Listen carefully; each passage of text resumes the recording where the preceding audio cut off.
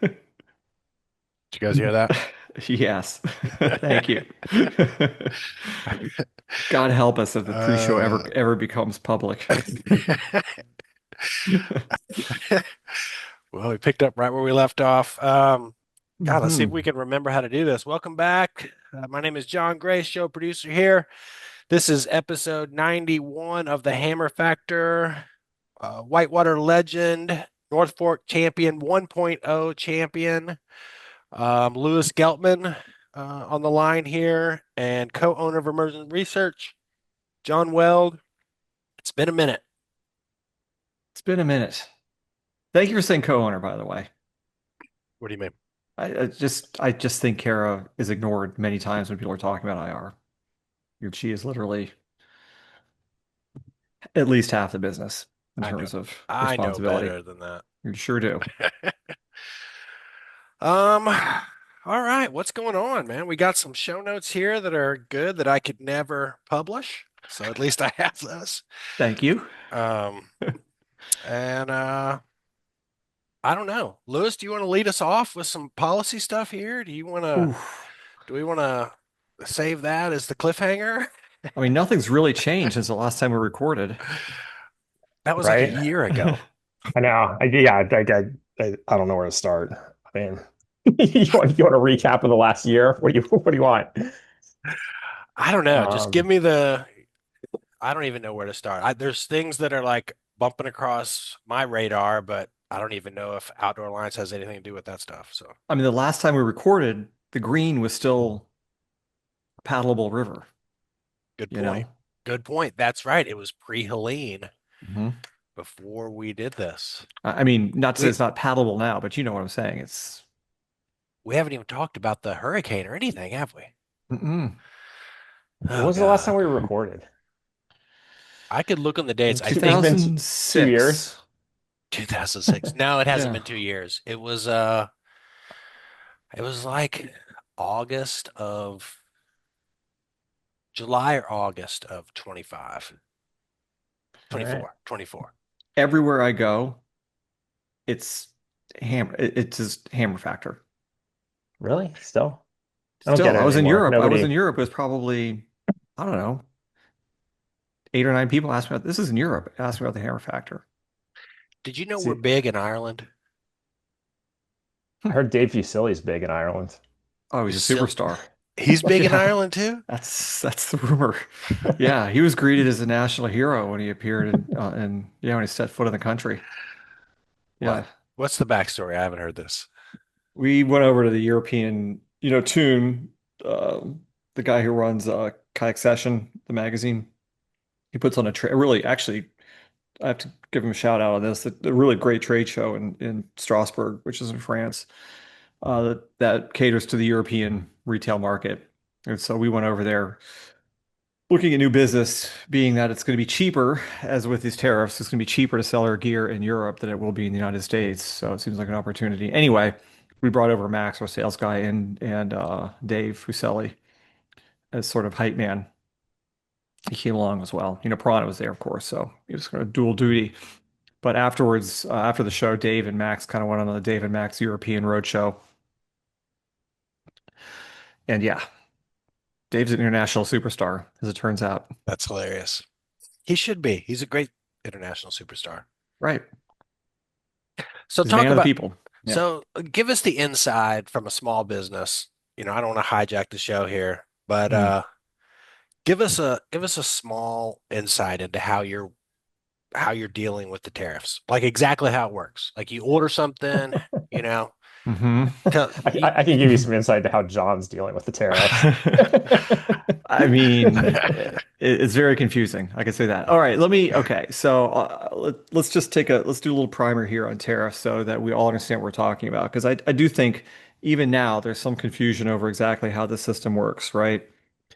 But if you're in the World Trade Organization, WTO, which is like, I don't know, 150 countries or whatever, basically anybody who does business in the world, you share this harmonized tax code, right? And what that is it basically takes every consumer item that you could imagine on planet Earth, whether it be a car tire or a candlestick or a piece of kayaking gear or whatever address, and it gives it a code.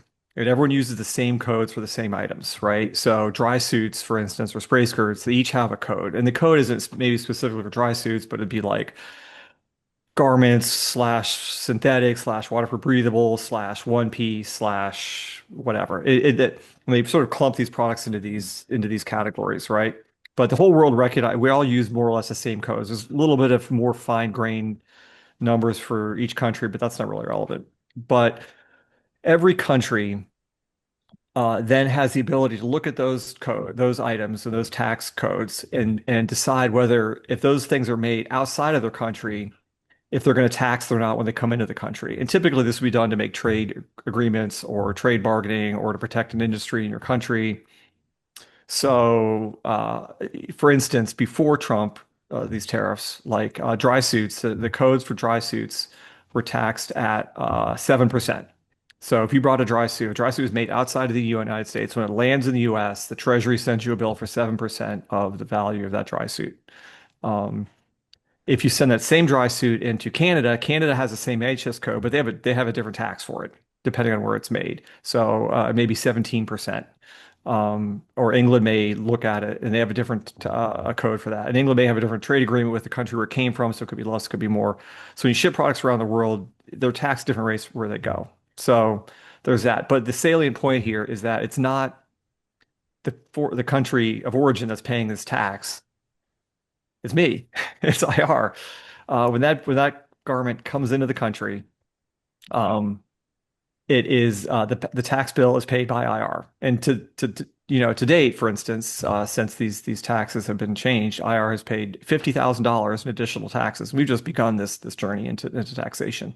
That's 50 grand we don't have around. I mean, that's a better part of someone's salary here at our company. So. Anyway, typically these trade agreements, they take years to figure out, right? Because there's so many things at play. Obviously, it's like a very complicated clock, and you can change a little thing and suddenly, you cause really widespread disruptions. And so these things will usually take years to hammer out. But in this case, they weren't. Trump just decided he's going to start applying flat taxes and everything that came into this country. Um, and in some ways, you can see how these taxes work in a weird way. For instance, as long as we've been in business, if you made fleece garments like fleece hoodies and fleece layering, like polyester fleece, um, uh, as long as I've been in business, they've had a really high tax coming if they were made outside of the US. It's like 30%, right? And what that did was that it allowed for like Melanzana. If you've heard of Melanzana, they make fleece hoodies, and we do the same thing here in Hood River or like Fayette Chill, another company like that. You see these companies around the country making fleece garments, and like Malden Mills or Politech is still making fleece in the United States because there's a very high tax, and it's kind of gives some ground cover for that industry to do its thing. Um, so that's an example of how sometimes these taxes can create little niche businesses and protect things. Or like I know shrimp farmers have had taxes, protective taxes, or sugar growers or whatever. But these things took a long time to figure out. These widespread taxes we're doing right now that first of all, I mean, to suggest that like this is going to incentivize IR in this case to make stuff here in the US is just that's simply not going to happen. First of all, there's no contract sewers in the United States who are going to make the kinds of garments that we make for the most part. They just don't exist. No one's going to be investing in these kinds of factories because no one knows where this is going to go. Even if they did, the price of labor here in the United States is so high, it wouldn't be possible to do it anyway. IR can't do it. I mean, I don't have the millions of dollars it would take to build the factories necessary, much less if we can even find the people to work for us to do it. Um, I mean, years ago, we did as we started IR and we started making stuff, our company was brand new. We started hiring people to make the stuff there because we didn't have much of a choice. And before too long, we had about 50 people sewing for us, um, which was it was really not a workable solution. First of all, we were at that point running a sewing factory full time. Um, Fixing sewing machines, hiring people, training people, and it was very hard to find people who are willing to do this kind of work. I mean, we were constantly shorthanded. Um, And we were just having to make things for a year or two in advance, with the number of people that we had, and we were really hamstrung by this. Now I know Kokatat, for instance, had been making stuff in the U.S. for a long time. A lot of their business is based on military type work. Um, and they had a really solid, sewing population in the town they lived in. But it's a very different type of business they have there. They were essentially a sewing factory that happened to make kayaking gear on the side. I know that's a little unfair, but that's kind of the gist of it. I mean, the bulk of their work was running a sewing factory there. And going forward, as years went on, I suspect that just knowing what I know about running sewing factories, it's probably getting harder and harder and harder to do what they're doing. It's just going to be really hard to find people to staff that kind of operation. But we should have Kokatek come on and talk about that. But anyway, I mean, so here we are. We have these taxes where, we're talking about instead of 7% in a dry suit, we're talking the 7% we would normally pay plus an additional 30%. These dry suits are made in Vietnam. So, this is almost a 40% tax we're paying on these products, which is a lot of money. And we simply don't have that money. You know what I mean? This would be, if we had to pay that out of pocket, we would no longer be in business. We have to pass these things on to consumers. To some extent. I mean, we're going to have to do it carefully, and we're going to have to figure out how to mitigate this best way possible. But yeah, I mean, the idea that tariffs haven't had an effect on consumer prices yet, that's just simply not the case. Right now we're still selling 2025 inventory, which came into this country before these taxes were in place, as with many of the almost, many brands are in the same position. The expensive stuff will start rolling out over here over the next couple of months. The stuff that shows, the tariffs, tacked onto it are going to start showing up here in a couple of months. And that's when people are going to be like, oh, Nikes, this is for real. Um, we're hoping the It's Supreme Court here is going to see that this isn't constitutional or legal in any way, shape, or form. Trump, does not have the ability to to tax the people. That's the job of Congress. Hopefully, this will get set aside. Um, yeah, I mean, overall, I mean, I understand that there's reasons to tax things, and tariffs do play a role in protecting industries. And I mean, China, to be instance, for instance, has done really crazy things. And Biden, before Trump, placed taxes on China. Chinese made goods for good reasons. China does a lot of currency manipulation, which makes for unfair competition, things like that. That stuff shouldn't happen, of course. But I don't think there's no rhyme or reason to the taxation we're seeing here. This is just a political stunt.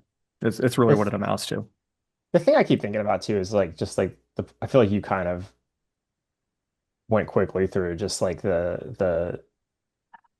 the durability of all of it, right? It's like you can't even in places where this works, it's like you can't make the investments, like nobody can make the investments they have to make to start manufacturing more stuff in the US when the whole system can just change on a whim, and where there's, just like no bipartisan buy-in for what's happening in a way that like gives something durability. It's like if there was this new tariff regime and you had confidence that it was going to, be in place for the next 10 years, it's like it would be a totally different world, right? But like nobody can invest based on the current I mean, environment, yes, right? no, I mean, our business, and we share the same trait with many, many other types of businesses. I mean, pretty much any garment business or clothing, outdoor gear business, anything like that. Our business is based on contract manufacturing, right? And what contract manufacturing means is that you go to a guy or a gal or whoever that runs a factory with 10,000 people and they make your type of product, whether say it's bicycles or computer chips or rain jackets. And they can make everything you need in a few days or a week, right? Because they have so many people that are doing that. They have a gigantic labor force doing that, and it's enormously efficient, right? Um, and then they go on to the next project. So when we work with a factory, we book time in their factory. You know what I mean? They say we can slot you in. They look at your production. They say we can slot you in at 6 months during these 2 weeks. We're going to make everything you need for the year, right? And that's what contract selling does. Um, when you make it in-house, right, at least with sewing, now I know different industries have different ways of doing things, but sewing right now isn't super automated, right? We can't, IR can't hire 1,500 people to make our garments for 2 weeks, then fire them all, Right. But right? I mean, like even like that But we have to, even that ecosystem you're talking about, right? It's like it right? could not, it's like So, maybe something like approximating that with a lot more automation could come to exist in the US if there well, actually was a belief that this was going to stay in place for any length of Yeah, time, if right? you knew this is the conditions for a decade, yeah. I maybe mean, you would invest in that kind Or of like not you, but contract. I somebody wouldn't. would. Not Somebody you, but would. like somebody would. Somebody would, yeah, right. Yes, you're of course right. I mean, kind of what I'm getting at is I know we have a lot of customers who say, well, IR should make stuff in the US. And they kind of thinking like, I'm going to make the stuff in the US, which for the reasons I just explained is not Yeah. possible. One, I mean, the cost would be crazy. That's whether we do a contract selling in the US or not, right? And two, it's just not the way our business are structured. You know what I mean? We just rely on contract selling to do these things, and allows us to exist primarily. I didn't make up this system either, and people can blame me all they want for not making stuff in the US. I didn't make this system. I'm just playing by the rules, you know. And you could be like, "Well, you're making a big mistake." I'm like, "Well, guess what? We've been here for 30 years, and you can count on exactly one finger how many And whitewater brands are left in the yeah. United States. It's That's also one. That's like us." it's also like what, like what jobs do you want in the US, right? It's like these are better jobs, like what, your employees are doing, like That designing that's an equipment excellent and that's letting an somebody excellent else point. like Yeah, because when we started like when we started hiring a lot of people and this would be in the late 90s and early 2000s to sew stuff, it was just kind of culturally understood in the United States that like these jobs had left, right? The people we were hiring, they had worked maybe in the sewing factory before, that there was a sewing factory in our town.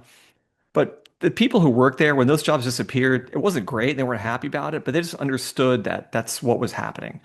It wasn't the same political, charged sentiment we have right now, I mean, culturally, it's just very different, but I mean, they would have to impose like 10,000% taxes or something insane. I mean, some very high number percentage to make it even people consider doing this, but no one thinks this is viable, so no one's going to be investing this anyway, like you said. Yeah. Um, yeah, I mean, takeaways. One, I don't think anyone has really fully appreciated what's about to happen with the prices of stuff, especially on our sport, but I think that's true for a lot of outdoor sports. I think retailers are going to be on the crosshairs here. I mean, we don't, we're not the ones engineering this, but I think there's a lot of brands out there who are thinking if push comes to shove, we can just sell direct. I think that's a terrible choice. I think it's the worst possible choice for consumers. Um, I think we should fight tooth and nail to never let that happen. Um, but by selling direct to consumers, they can save money theoretically, but I don't know how that's going to service the boat industry. The boat manufacturers need retailers because people not only sit in boats, but you just can't be shipping boats around to customers all around the country on a one-by-one basis. Um, yeah, I mean, it's crazy. It's so nuts. At some point, you have to think that sanity is going to prevail here, and these will get lifted. But how much do you think the market's going to rip if the Supreme Court strikes down these tariffs, or do you think it's all priced in already? I mean, it's what's Polymarket say, 5-4 Supreme Court. I Yeah, mean, you're following that closely, I take it. it looks this it for those who aren't following along as closely as we are, the Supreme this by all I think many legal scholars would argue that this is not constitutional. The president does not have the ability to tax the American people. The government's argument is that they're not taxing the American people because best case scenario, they'll raise zero revenue from this. This is incentivizing American workers to bring job back to the United States, and this won't, if it works as planned, it won't produce any money. Having said that, Trump, while this is going on, is talking about giving a $2,000 rebate check from all the money he's raising from the taxes, and Sick. talking about how he's going to balance the budget with these taxes and all the great things the money he's generating from this. So of course this is a tax. Does that mean that President AOC can institute like a carbon tax, and then when we reduce the fossil fuel market to zero, it becomes not a tax and it's You would all think solved? that the way that they are steering that they would be thinking that they're never going to be out of power. There's a lot of data points to support that hypothesis. Some of these things are thinking if you could, the Democrats get a hold of the same kind of presidential authority, there'd be hell to pay, but maybe there will be another Democratic president, Democrat president. So, um, How much is a but spray skirt going to cost? Have you done your pricing for next year? yes, honestly, we Give me a still dry selling suit. What's a 2025 dry stock. suit? What's a dry suit going to cost me? I mean, I won't say for IR specifically, but I would say for dry suits, I mean, honestly, you're probably looking at a 200 or 300, I mean, a couple $100 price increase for sure at the retail level, you know. And Kayaks are over I 2K. I swear to you, my customers out there, we're not making a cent for this. And people are like, oh, you're making more money because these dry suits cost more. No, that's not the way it works.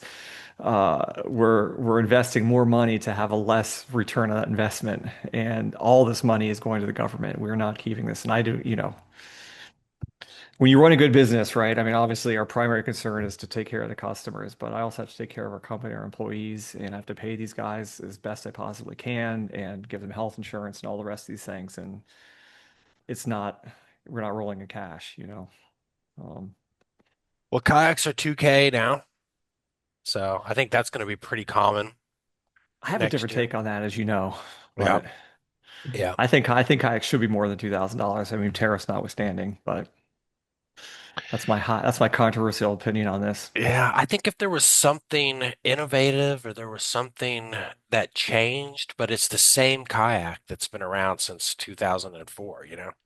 Yeah. I mean, we're going to pick up where I left off on this argument because I'm sure the Hammer Factor fans will remember this trope, but kayak prices have not changed that much in the past 30 years. Not nearly at the same rate as any other consumer good, right? They just haven't. I mean, we're talking about, I mean, shoot, I sold Dagger Crossfires in 1990 for $950 retail. I mean, that was 30 years ago, right? I mean, I know the margins retailers make on a whitewater boat, right? I mean, if you're a retailer, you understand what I'm saying, but it's a 30% margin or a high 20% margin on a boat. That means if you sell a boat for $100, the retailer gets to keep 20 or $30 of it. That means they have to sell a couple $100,000 of the boats to even pay the person to sell the darn things. Um, that's not good math. And Into this perfect storm of opportunity comes Evan Garcia. well, Evan's in an interesting position, right? I mean, here's the end result, right? First of all, we've had zero zero standalone whitewater boat companies exist in the United States for any length of time. That's not Dagger, that's not Wavesport, that's not Perception, that's not Jackson, right? That's not Liquid Logic, that's not any of these guys. None of them. They've all been bought up by companies that do other things like sea kayaks or other rotomolding projects. Because we've agreed collectively that we cannot charge enough for a boat to make it worthwhile for standalone whitewater brand to exist. If we charge enough for these boats, we could have like a Waka based United States, right?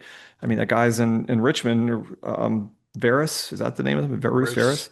Bruce. I mean, at the retail price for boats, they had to have a prayer, right? I mean, it's just brutal. Um, if you want innovation in this market space, you have to charge enough for it. Moreover, you look at Robert Pearson, who designs boats for Piranha. He's a very talented engineer, as you guys know, right? I mean, this guy has serious engineering chops, and he's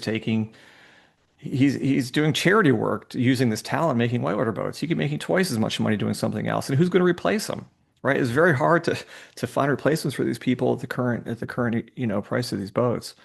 Um, I know people don't want to. People are like, well, we're just making kayaking too expensive, or it's going to be look like skiing, where it's we're going to be priced out of the market. I don't think we're not talking about that. I mean, the price of skiing isn't based on the price of the equipment. It's based on the resort mentality and these epic passes and the rest of the stuff. But I mean, we need to have a viable whitewater market. And I think, you know, but it did get back to Evan. I mean, Evan's a vertical boat seller, right? I mean, he basically he's the importer and the reseller. I mean, I know there are people reselling Waka boats, but they're not doing it to make money, right? They're not making any money doing this. They're doing it because they're great boats and they want a piece of the magic in their shop. I mean, it's a marketing expense, but that's not a business, right? I mean, we need, I think as whitewater kayakers, we want something better than than what we have right now. Um, uh, so Well, yeah. outside of whitewater or paddle sports in general, definitely in the media business, all of my cameras, switchers, recording decks, all of that thing instantly went up at least 30%. So, Yeah, I mean you know, it's a shame we're talking about price increases in boats in these times of tariffs because any price increase in the boats around is going strictly to pay tariffs. It's not going to the people who could use that money, which would be the people selling them and the people designing them, and the customers. If you ha- if a boat if a retailer is making a decent piece of coin selling a whitewater boat, they'd sell more of them. You'd have an environment like we had 20, 30 years ago where you had stores who were actually engaged in whitewater events and teaching and role clinics and all of these things. But when they make no money selling a whitewater boat, there's no one super excited about doing any of this, you know. yep, And I think we'll see this in the next 10 years as we see participation numbers drop because we just don't have a feeder program for this. yeah, Typically, retailers are the ones that promote our sport. They're traditionally our biggest cheerleaders. yeah. There's certainly no ecosystem with it. It's crazy. One of my kids has got into biking and the whole Nika thing and just seeing Hmm. this whole like evolution of people getting on the bike and just how all you got is parents who paddle getting their kids into paddling. That's kind of what we got at this point in whitewater.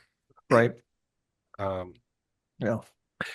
I don't know. I think Oh, I think that kind of sums it up a little there. I didn't want to hijack Outdoor Alliance update with this, Right. Lewis. And I know. Should we just carry on and hammer through you want to shut us down? the policy tales of woe, like starting with the tariffs and ending with the public lands?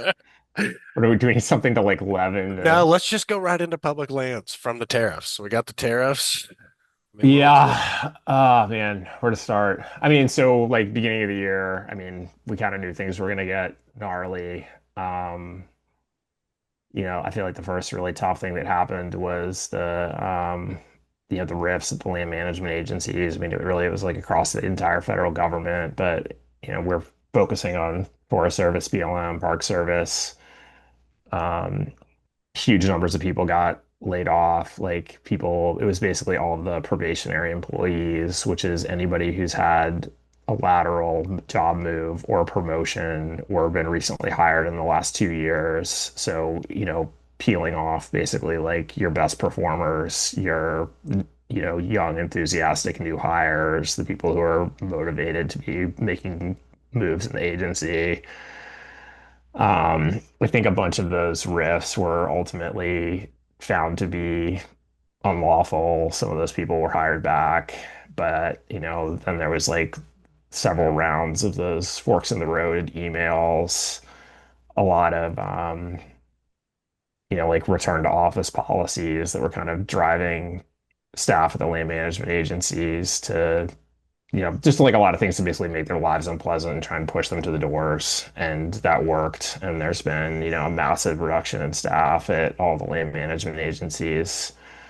Um, the Forest Service announced plans in August to do, a big agency reorg, which, I mean, certainly not to say that there's not a better, more efficient way to do business at the Forest Service or any other land management agency, but the things that they're thinking about getting rid of don't make a heck of a lot of sense, but we'll see what we can do there.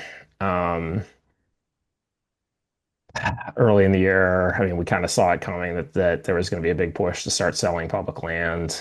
Um, that really kind of all came to a head with the reconciliation package late spring, the one big beautiful bill. Um, we I mean, that was actually like, I mean, pretty cool. I mean, not pretty cool, but like we had just like an outpouring of enthusiasm for public lands like we've, never seen since I've been doing this work for sure. Like we send around those action alerts to folks and try to encourage people to write to their members of Congress when something, important is happening where they need to be hearing from constituents.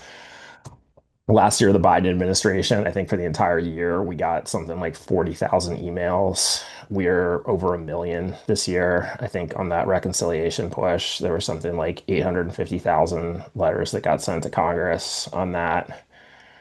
Um, And, ultimately we got, they had to pull the provisions for large scale public land sales out of the bill, which is a big win. Um,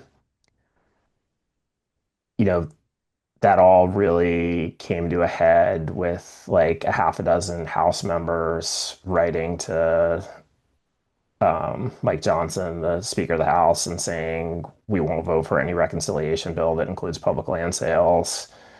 And Is this Republicans and Democrats who are writing this, or is it? that was just Republicans recognizing that like every Democrat was going to vote against the entirety of this bill no matter what. So they Mhm. were really like counting votes on the Republican side. And so we were really focusing in our advocacy like on Republicans who we thought we could, get to take a stand on this issue. And like Is this the Zinke where this Zinke is comes back in? so Ryan Zinke was, I Hammer mean, Factor fame. Hmm. he led the charge. He was like he was a real hero in this effort for sure. There's I mean, no because two ways about it. he's going from like the hunting, fishing I type. mean, the thing I've like come to realize about Ryan Zinke is like he has a very strongly held set of beliefs around public lands. And if you make a Venn diagram of the things that he believes about public lands and the things that I believe about public lands, like it is not a circle. But like there's some overlap there, and like he will go hard on the things that he believes in, and like he believes in keeping public lands public, and like he was a champ on this. And Would also I want to also acknowledge our member of Congress here in White Salmon, Dan Newhouse, who was incredibly helpful for us in this as well.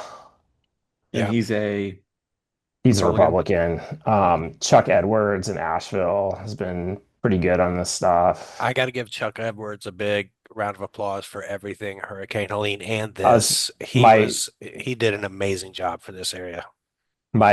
my colleague Jamie, who works for us at Outdoor Alliance, is based in Asheville, and he did a ton of work with Chuck Edwards' office on Helene recovery stuff, and just getting money for like public lands recovery, and he had nothing but good things to say about this guy's. And it's like, I mean, I feel like that's where we're at right now. And I mean, I can get into like it's not like the hits haven't stopped coming from the administration, but it's like I feel like where we're at is just like really focusing on like cultivating this kind of like handful of Republican members who are ready to, you know, be helpful, stick their necks out for public lands. And like those guys are out there. And like again, it's like guys like Zinke, who it's like I'm not going to tell you that we're in perfect agreement about everything, but like there's some things that we can do business with those guys for sure. And like D- we need more members like that. Would Zinke recognize you and call you out by name? I doubt it. I mean, I've met him a couple times now, but I I've don't got I a don't think he picture of would you guys recognize shaking me. hands in the office and everything. I know. I've sent it to you because Yeah. I mean he's That's like a picture of Elvis shaking hands with Nixon. which one of us is which? Good question. So, we had our original Zinky Sups t-shirt, so I got a Mm, new idea that we need to put together. If somebody out there has a skill set, we need a Zinky Browns shirt now. mm, And so he's like in a kayak, cowboy hat, browning off a big waterfall, maybe mm. like unicorn He's on rainbows it. flying behind him. Right, He's like on his laying a huge redemption treat. arc. Yeah, he's back, dude. Zinky's back. Hammer Factor's back. Yeah. So anyway, I mean, like we've been, I don't know, really focusing a lot on those Republican members, and then there's just like as a handful of, I mean, I don't know, not even a handful, a long laundry list of other terrible things happening right now. I mean, I guess I'd probably start with like the Forest Service trying to rescind the roadless rule, which protects 54 million acres of national forest, which is about like a third of the national forest system from logging and basically building roads for logging. Um, we had put together some maps of, places that are protected by the roadless rule right now, start like poking around on those maps. And like, I think every one of us on the staff at OA had the experience of like finding some place that we care a lot about that is protected by the roadless rule that we didn't realize. Because it's not like walking into a wilderness area where there's a sign. It's not like going to a national park where there's a gate. It's just like national forest land that's protected, like Weld, all those good rides we do in the GP, like that is all roadless, like Hmm. all that stuff. Hmm. So Do you have a sense that, I mean, Trump is starting to feel like a lame duck now? I mean, do you think he's going to start getting some pushback from or Republicans who just aren't super interested in his specific agenda anymore going forward? I don't know. It's hard to say. I mean, it's like I feel like every time we predict that we're wrong. I mean, I mean, maybe he could be president again in 2028. So, God help us. Um, I don't know. And I mean, like on the natural resources stuff, I mean, like it's not like he's alone, right? I mean, there are a lot of Republicans in Congress who really, it's like, there's a balance between recreation, conservation, extraction, and like most of the Republicans in Congress are just like way more on the extraction side than we are, and that's just the reality. But it's like there's also a way to do some of this stuff that's not completely crazy, you know? It's like I don't agree with like ramping up oil and gas development on public lands, but like if we're gonna do it, we can do it avoiding the most sensitive areas, avoiding recreation resources. Like there's a way to sort of at least make an effort to like minimize the externalities, and that's not what we're seeing from the administration so far. And so like I feel like that's kind of like what we're looking for is just trying to find the Republican members who want to, even if they're sort of directionally on board with what the administration is doing, like, can we do it in a way that's not unnecessarily destructive? Yeah. I don't know. I have a rant a little bit about this at the end of the show, but I don't know. I follow it from afar, but it's just been wild to watch it all last. Good on you for Yeah, getting in there and just finding the ways and finding the partners and it's making the it party, happen. man. Yeah. Kramer's my boss Adam's testifying before the Senate Energy and Natural Resources Committee next week on BLM planning. Right. Yeah, So you're is gonna be this a on C-SPAN? is this a stressful event for Adam, or is it, he a it's a veteran? stressful event for Adam, and it's by vicariously a stressful event for me. So we got to get him ready for this. But he'll do a great job. Are you going to be there with him? No, You're not. Aren't you his only in counsel? I feel spirit. like you should be like be covering the mic with his hand and bending over to whisper something in your ear. Nothing like that. Can Kind Oh, we of like that pivot? idea, but I've already been to DC like half a dozen times this year. I'm not sure I got another one in me. We pivot to talk about the green race and the let's green do it. race redo or and then I think it's maybe also work some North Fork. Well, whitewater racing was Okay. dead. I like your title here. Whitewater racing is dead. Whitewater racing is back, just like the Hammer Factor. Right. So I can just tell you a little bit. I don't want to get into everything, Helene, because that story's been told, but it was like an explosion went off in Western North Carolina, and the green was right in the crosshairs of that. And it's not like a flood like you normally see. Like we've all seen big floods and the river come up. Like this was literally an explosion of water and mass and material that just blew through like you could never believe water and rock and sediment and logs and everything Do could you go. do you do you think that God looked at the Green River and saw the Sodom and Gomorrah that it was and decided that this needed to end? I This w was I will tell you there's been all kinds of spiritual things that have went through my head and what people don't understand, and this is like all bullshit aside, like I mean, I've been to the takeout before, and it's not, I mean, it's, it's R-rated for sure. I mean, there's a lot of shenanigans. well, that was the best part maybe. But it was like, a lot of people ask, they're like, well, when it's your home river, and it's easy to say this, I would way rather lose my house than like that river. Easy to rebuild your house. The rivers, that stream bed and what it was will never be the same, so it's easy to say that. But it blew up, and it's hard to even talk about the green and the green race and recreation with everything that happened here because hundreds of people lost their lives. 100,000 houses were destroyed. There's still to this day hundreds of miles of road that are gone. Unless you've seen it, you really can't understand how geological of an event it was, you know? So that's kind of my backdrop to what's happening this year in Green Race. Real quick, what are there any rapids that remained unchanged on the green? I mean, No, for real, no, not even nothing. close. Not even close. You can, when you're out there, you can tell where you're at, Hmm. but that's it. You know, the Like rapids, gorilla looks, there's some aspects of gorilla that are the same, or yeah, you can tell you're at Gorilla, but the hmm. whole where the drop is at has moved. Everything Mm-hmm. upstream of it is moved. Everything downstream of it is moved. All of the rocks, the bedrock is peeled away. There's about a 12-foot thick piece of rock that everybody would stand on to watch the race that is now gone. Hmm. And Wow. you can see pieces of it that are piled up down at Rapid Transit. Have you run Sunshine yet? No, it's a giant siphon. Has anyone run Sunshine yet? I don't want to talk about that because there may have been somebody who ran it, but Is it, that like frowned upon in the paddling community down there for people to do that? I mean, when it's higher, there's a line where it goes off, but it is the most gigantic siphon you could ever But imagine. why would you not talk about someone running that? Like, what's the ethics there? Like, what's the It's just not a good idea. And I think it was kind of done to be like, I was the first person to run it, but it was who kind of did it? stupid and setting a precedent. I can't remember. I Give us don't, the initials of the I, person that ran it. I don't recall. I don't recall. Uh-huh. I'll defer to my counsel, Mr. Geltman, on that one.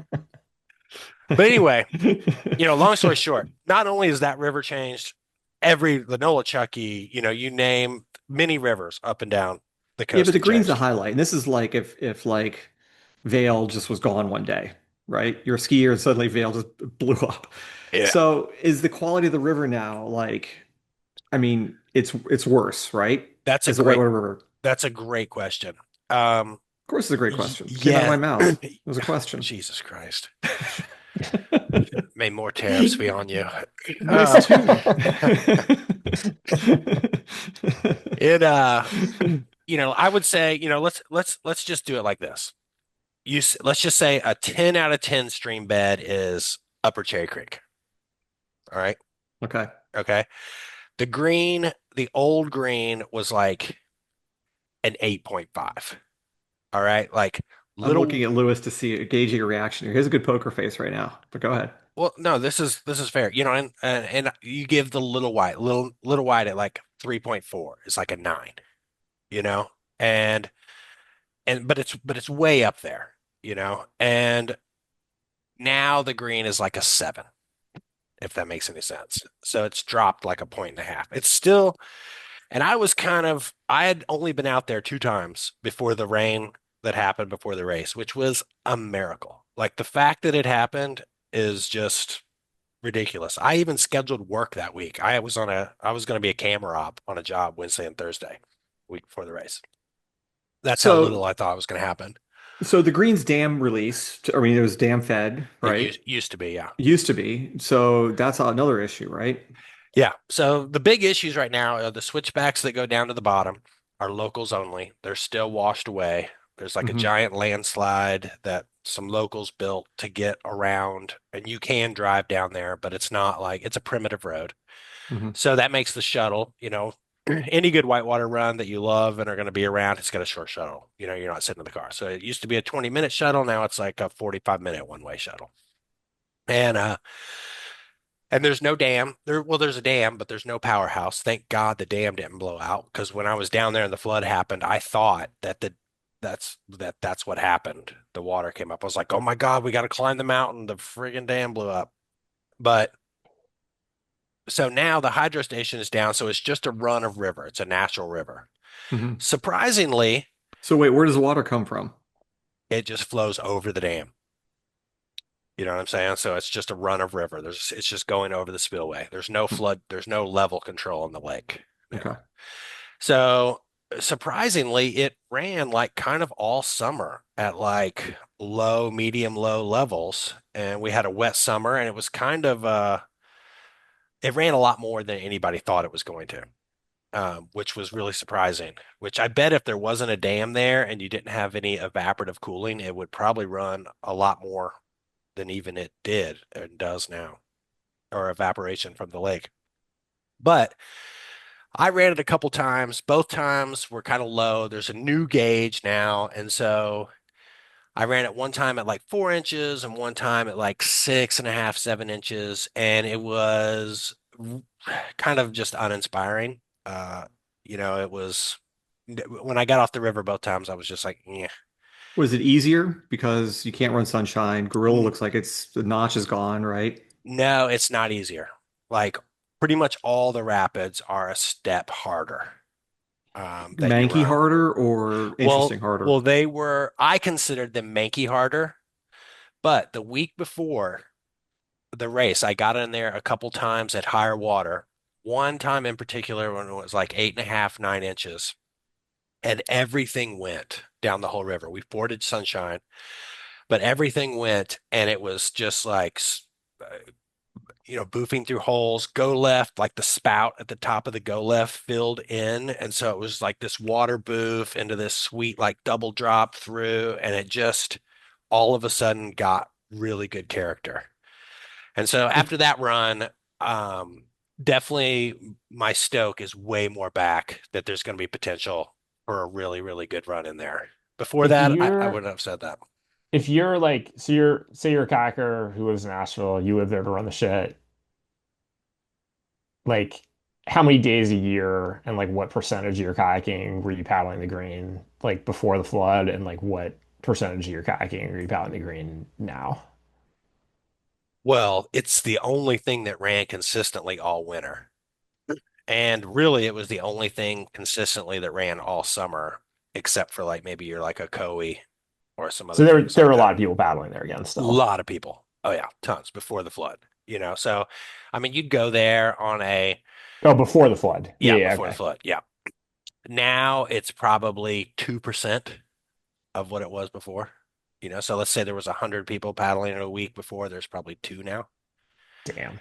And what a lot of people don't understand is without that river, like right now is typically like in a normal year, I won't paddle through the new year, but from January through March is like my paddling season.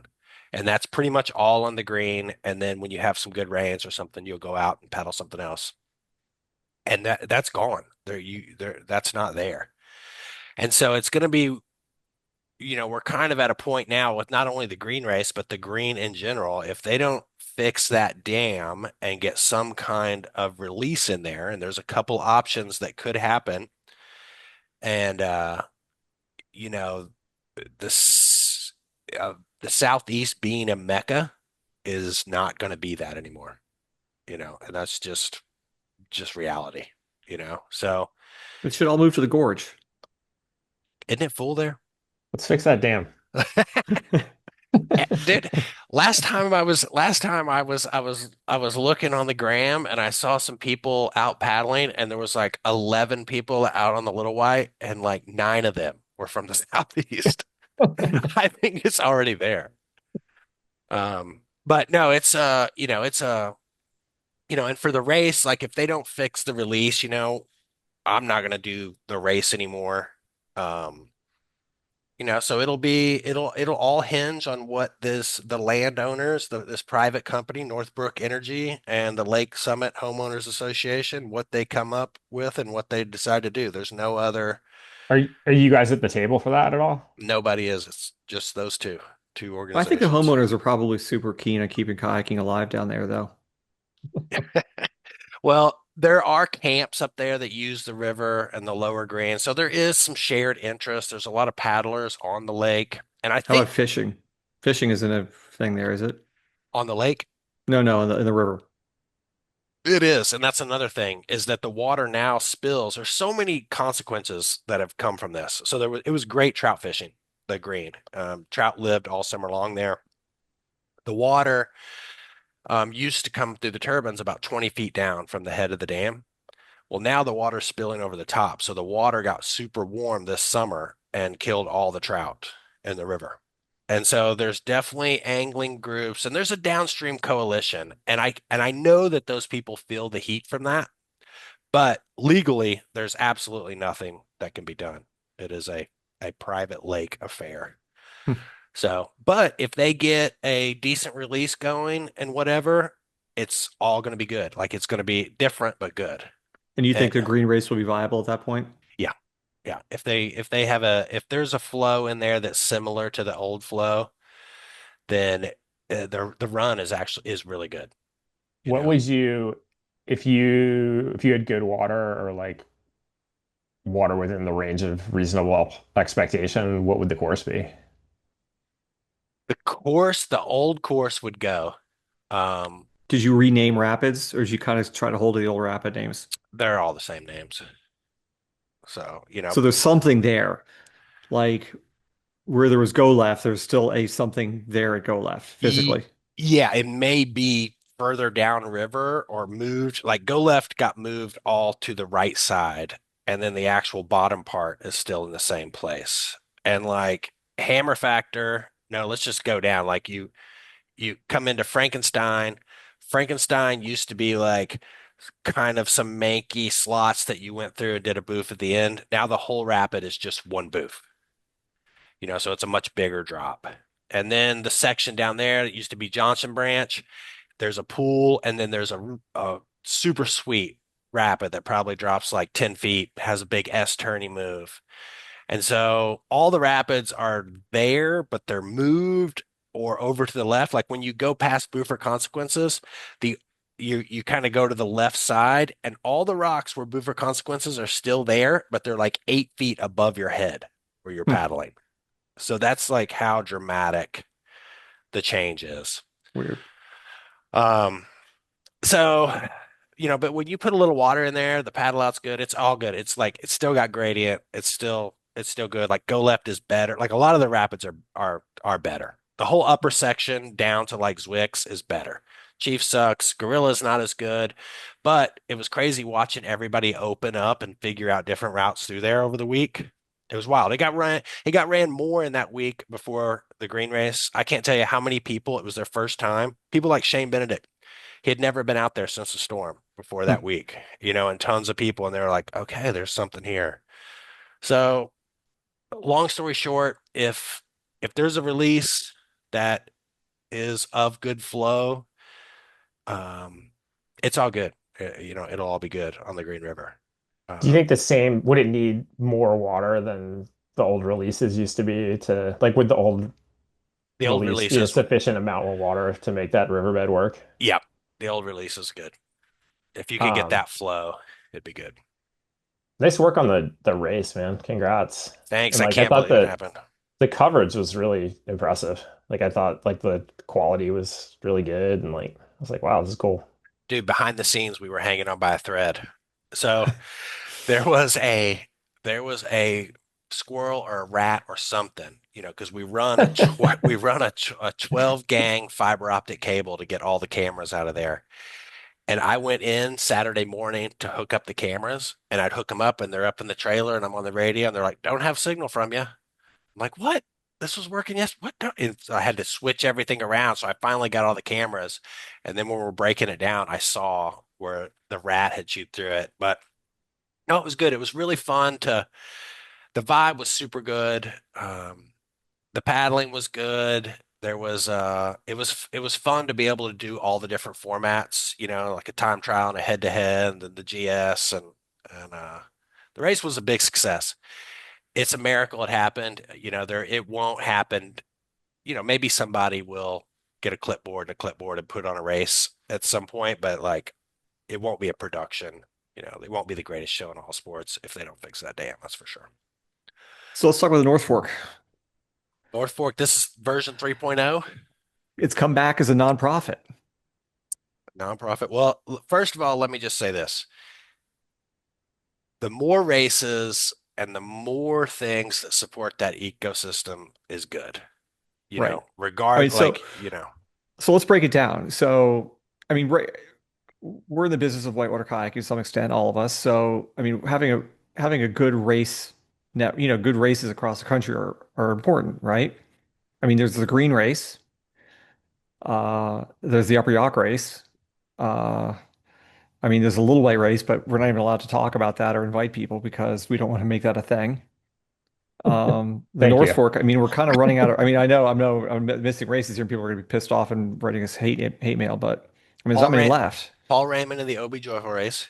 right? He's still that's still going. Yeah. Gore, Gore, Russell right. Fork, Okay. Yeah. Do we still do the Golly race? Is that still a thing? It still still a happens. thing. Yeah. Okay. These are important. Great Falls race. Great Falls race. Guess who was a founding member of the Great Falls race? It's amazing. Yours truly. Uh, a founding partner. So the North Fork was the crown jewel, would you say? It's a premier event for sure. Yeah. I mean, that and the green race, I think would be the certainly. But so it was started by James and Regan, right? And they wanted to get out because that's an exhausting business. And they transferred over to the Voorhees family. And for whatever reason, that didn't work out. And it ended after they did one race, right? They did too. They did two. One. It was one, wasn't it? I think they did too. I'm pretty sure they did too. And then it was done. And we all thought like I thought it was done forever, right? But now it's back. And there's a nonprofit organization that started this thing, right? I think Aaron Puzon from Jackson Hole is part of this. Is he kind of Yeah. spearheading the Yep. thing? Yeah. Yeah. Aaron's Driving spearheading it. Force and Carly is the executive director, I think, of the nonprofit now. Right. So Grace, this begs the question, where's the Green Race nonprofit? I talked to Aaron and those guys several times about the race, and well, really, I talked to James and Regan. There was a lot of stuff that happened during that fallout time that was really I don't want to share here, but it was a huge bummer that happened Hmm. at that period. And Aaron is, that there's a core crew out there like that's what it takes to make something like this happen. To me, a nonprofit, I think a race could fit under, definitely a festival could fit under it, but it is exhausting and hard work to put on a production. If you just want to do a simple race, it's not that big a deal. Right. But if you want to put on a big production like an NFC and or a green race or something like that, it is a huge amount of work. And in my opinion, you would want to, there has to, I don't know. For me, it's hard to put in a nonprofit category because you need to have some kind of incentive. My incentive with the green race, and we were actually close to getting there pre-Helene, was I wanted to sell the media rights to it. That was my, there was never going to be money made in a whitewater kayaking race, but I really believed, and there were actually talks with Netflix, and one of their big things that they didn't want to do was they didn't want to do a one-off. And they were like, well, if there was like a few races or something like that, we would be, possibly more interested in something like this. Because all of these live events and things like that with AI, this is what's going to happen in media. And this gets a little off topic, but it'll come back. In media, uh, artificial intelligence is going to be just vomiting out tons of media. And where the value in a lot of things is going to be live production, like real experiences. And so these big streaming platforms are putting more and more of this stuff on board. And so I would not, I would put on a race and things like that in a nonprofit fashion, but I would need an incentive for there to be something at the end of the rainbow. I don't know if that makes any sense. There's a lot to unpack here. So first of all, I know you get a lot of grief from people who are like, John Grace is charging for camping, he's charging for this, he's charging for that, he's out doing this just for money, blah, blah, blah. And I mean, I'm a big defender in that I know how hard these things are put on, and you should be paid to do this because it'd be hard to do this year after year after year after year after year. If as a charity, right? And Yeah. like I don't think that's the, I think part of the vision for like NFC is like there are going to be people paid for doing that work. And like I feel like we think about like what's the right structure for the little white race going forward. Hmm. And like to me, like my opinion is not that nobody should get paid for putting that race on. It's just how do we make sure that like the incentives for the race stay aligned with like the values of the community. Because it's like to me, like I would never want to see the little white race. It's just a different landscape, a different community, a different place. And like if it turned into NFC, like that would that'd be kind of a nightmare to me. It's like we wanted to have like more of like a roots community race, and like that doesn't mean that we can't like pay the people who are organizing it at all, but it's like I would just never want the organizer to feel like their incentive was maximizing the amount of money that the race brought in, if that Y- makes sense. Yeah, and talking about money, I'll be fully transparent. So like, if you want to race the green race, it costs you $75. For that $75, obviously you have to have an insurance policy. You get a bib that you get to keep. It's a $20 bib. You get a week's worth of camping, so you can camp for a week at the festival. You get digital timing, which is if you're going to have a real race, a real competitive race, in my opinion, you have to have some kind of digital timing. Um, and you get free beer at a festival. I mean, So that's a good deal to me. Like, I guess, like, if Weld's take is kayaks should be more expensive, my take is events should be more expensive. yeah, and let me just dig a little deeper. And Like, so where the green race, it especially, you know, where the money came in to pay for all of the stuff was never from the racers. Do the math on that. It's never going to come from the racers. The racers were all a break even, but we had the festival and we charged for that and the t-shirts and the merch and the things like that. And And then the sponsors. that's where the money came in. Well, the sponsors were great, and we couldn't do the live show without the sponsors. But that all gets put into a crew of like 11 people that are working for 3 days. So, Let me, and if we could get to where we could sell like 600 or 800 live show tickets or have 2,000 people at the party year in and year out, then it could be like a real business. But I'm just telling you, there's no money to be made in a whitewater race. I'm just telling you. I've been doing it a long time. yeah, it goes to my go-to saying about kayaking. It's the gift that keeps on taking. Dude, it is. And I always thought naively, well, you told me no one's ever going to license that thing. I always thought where the money was going to come in at the end of it was, getting the trademark for the event and all that stuff was so you could license the media rights to it. That So I've was seen some of always these the end Netflix game. specials, like, I watched the tour. I'm a big Tour de France fan, and they Netflix did one on the tour. They do one on football and all these things. They're there to make drama, right? And you ask anybody, post show, all these athletes participated, and they're just looking for drama, you know? oh, Uh, dude, Drive to Survive Green Race, that'd be outstanding. right. And so I would love to see how they I spin heard that. I heard that one of my buddies was up here shooting some reality TV show about raft guides out on the Deschutes. I don't know if that surely that is out there somewhere and I'm just have not crossed paths with it, but I feel like that like raft guiding is like a rich vein for reality TV to tap into in my my judgment. Who was the magician guy who came by? I was actually in this European trade show when he came by, but it was a magician guy doing a TV show and he does magic while doing extreme sports, something like that. That Geltman. sounds that sounds amazing. Why are you asking me? I don't know. It sounds like a corny social media account. Long No, story short, it's supposed to be a real thing. I don't know. I wasn't here, so I didn't really pick up on the whole thing. But it long was, story short, I'm gonna I think I throw. I think he kayaked down the lower. And I think he swam a few times. Uh, so maybe his kayaking skills weren't quite what. Like pop back up out of the water holding a rabbit or Right. something. It's like abracadabra. My roll is gone. Long story short, I love an NFC coming back. You know, I love Long story short, I love an NFC coming back. I'm gonna do whatever I can to help those guys out and make it a success. Absolutely. I mean, at the end of the day, if you're putting energy 100%. into the sport, I mean, Yeah. I'm for it. 100%.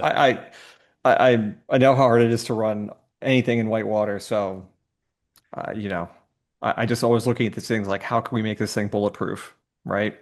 And I hear nonprofit just because I'm a business guy and I'm like, oh boy. But I don't know, Gelman made some good points, you know?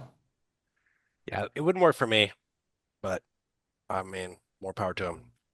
It's so much work, you guys, and like if you don't believe that somewhere in the long run of it, you're gonna burn out, your team's gonna be at each other's throats. I don't know. It's just it depends on what each individual. I mean, I think you nailed it, Lewis. It depends on what each community wants out of their event, you know. Yeah. So So Lewis raced in Kara's upper yacht race this summer. My glorious return, my Well, first it's upper yacht immersion research race, and Willis Roigers, but Kara does, run the event. Um, what boat you paddle? 12R. That was my what first upper yacht race since 1993. how did the race go? Uh Man, it's like I've run that river so many times, but I've obviously not been thinking about the race. And I've got a lot of cool lines out there, and they're not fast. And like the number of times that I like looked up and I was like, oh, I should be on the other side of the river right now. Bummer. Hmm. Like You gonna come back next more summer? than you would like. We spent a week at our house preparing for the race. That was fun. Yeah, riding gravel bikes with John and Kara. Solid week of old Fat camp. person activity. We paddled. So it was a good time. It was a really good time. Yeah. I would definitely like to come back to Fat Camp, Upper Yacht Race maybe. I will tell you, my shoulder hurt so badly for like 2 weeks after that. My shoulder is not a good place, and that So you're saying maybe that might have been my last race. attaining the I entire hope not, but it lower might have been. attaining the whole lower isn't on the table. That's your last race of any race ever? I mean, dude, I don't.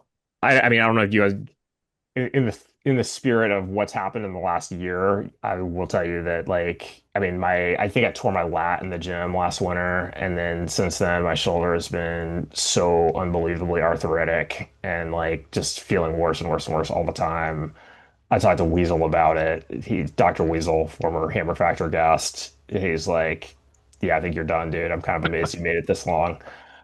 Um, Oh, I'm sorry to hear that.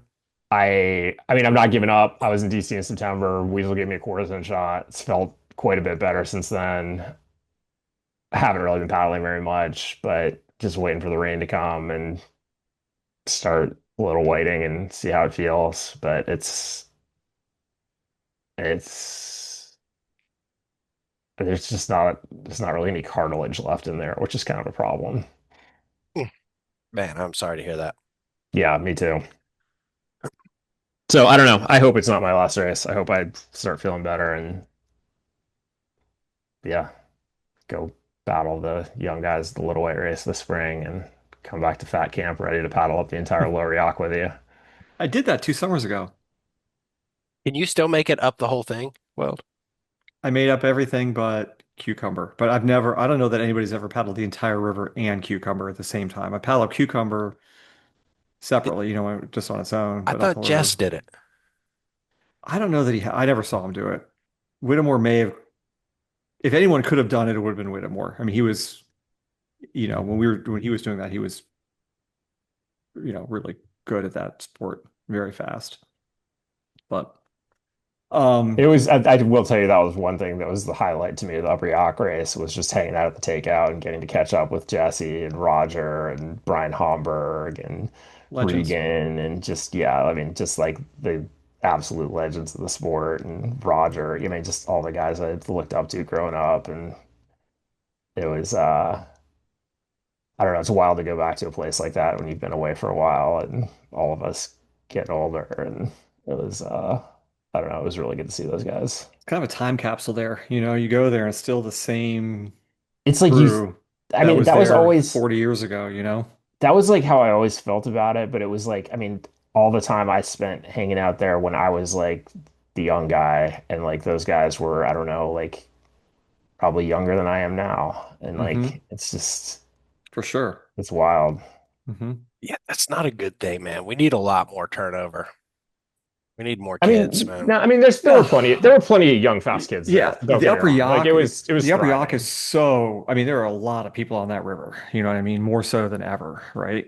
Um, I mean, it looks like the parking lot at a fish concert when you get to National. Perfect. That's how it should look. Yeah. All right, But moving on, moving yeah, on. moving on. Um, I don't know. I've always had this vision for a whitewater racing league, and who knows? Maybe I'll just make it happen.